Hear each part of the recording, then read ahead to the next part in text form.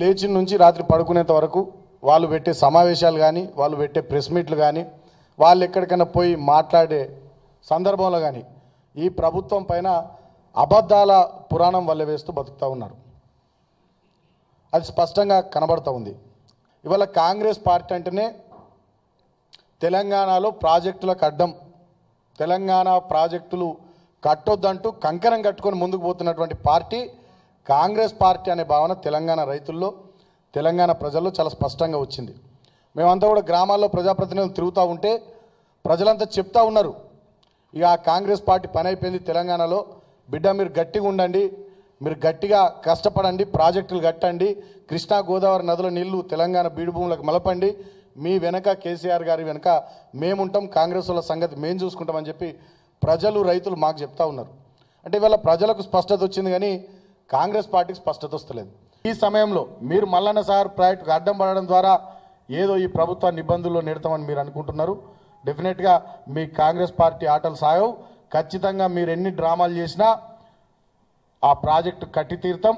మేము అనుకున్నట్టుగా మా ముఖ్యమంత్రి గారి కళ 1 కోటి ఎకరాల మాగాణగా తెలంగాణను తీర్చిదిద్దే క్రమంలో ఇంపార్టెంట్ ప్రాజెక్ట్ అయినటువంటి ఈ మల్లన్న సాగర్ను కూడా పూర్తి చేసి చూపిస్తామని చెప్పి సందర్భంగా తెలియజేస్తూ ఉన్నాం.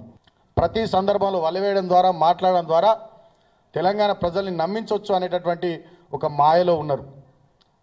వాళ్ళు మాట్లాడుతూ ఎంతసేపటికి 1,00,000 కోట్ల ప్రజాధనం, 1,000 కోట్ల ప్రజాధనం టీఆర్ఎస్ పార్టీ దుర్వినియోగం చేస్తుంది, దానికోసమే ప్రాజెక్టుల కాస్ట్ పెంచిందని చెప్పి వాళ్ళు మాట్లాడుతూ ఉన్నారు. ఇవాళ మెడ మీద తలకాయ ఉన్నోడికి ఎవరికైనా అర్థమవుతుంది. ఆనాడు మీరు ప్రాణహిత చేవేల ప్రాజెక్టు పెట్టింది 16.5 లక్షల ఎకరాల ఆయకట్టు. 16.5 లక్షల ఎకరాల ఆయకట్టుకు మీరు చెప్పింది ఆనాడు మీ డిపిఆర్లోనే 38,500 కోట్ల రూపాయలతో 16.5 లక్షల ఎకరాల ఆయకట్టుకు నీళ్ళు ఇస్తామని చెప్పినారు. 16.5 లక్షల ఎకరాల ఆయకట్టుకు 38,500 కోట్లతో 2008లో మీరు చెప్పినారు నీళ్ళు ఇస్తామని చెప్పి. 4 ఏళ్ల వ్యవధిలో పూర్తి చేస్తామన్నారు, పూర్తి చేయలే.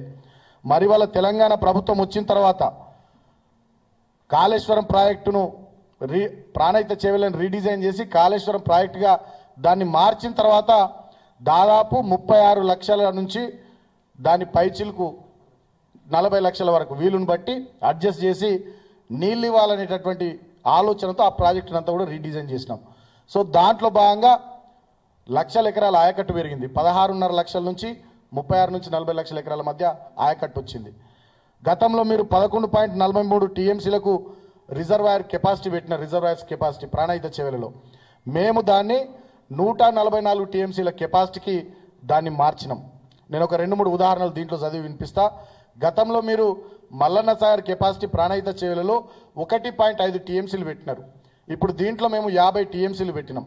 గతంలో మీరు Pamulaparthi reservoir, Kondapochamma reservoir 1 TMC మీరు పెట్టినారు.